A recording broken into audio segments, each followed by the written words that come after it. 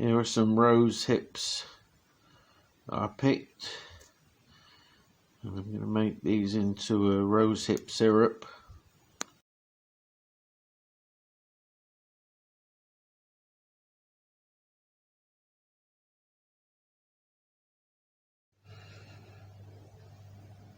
I've just put these rose hips in a slow cooker with some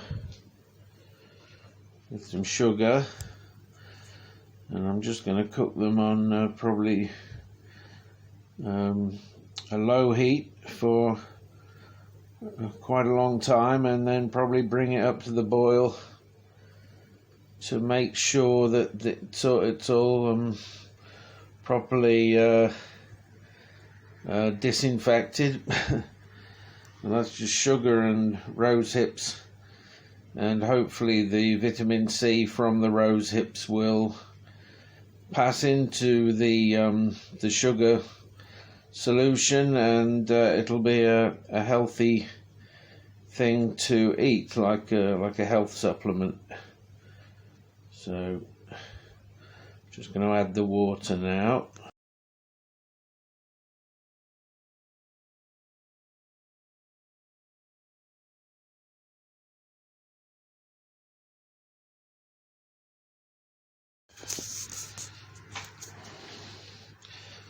Yep, just added the water to this combination of rose hips and sugar, and I'll be switching it on and cooking it for a few hours, probably on a low heat, probably first of all, and then bring it up to the boil, as I said.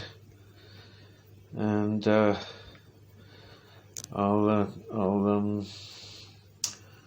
I'll take a picture when I've actually made the syrup.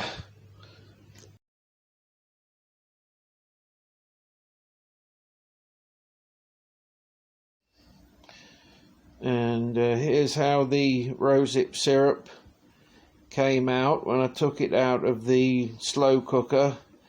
I'm probably going to boil it down and make it more of a syrup.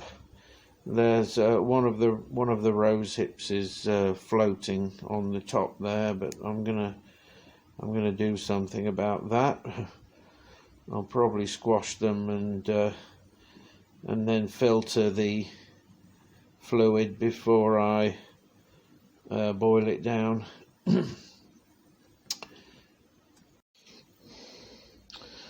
So here's the syrup as it's turned out. I've boiled it down. I've boiled it down a bit, quite a lot in fact, and I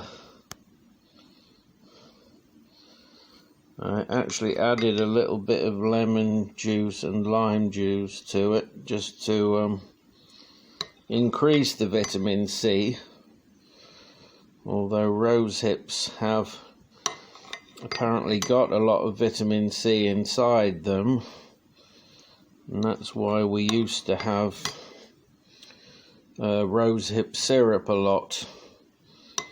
Quite a long time ago, rosehip syrup was quite widely used as a vitamin C source of vitamin C, and I put a little bit of cinnamon in this as well, and it actually tastes very nice. So that's that. So cheers.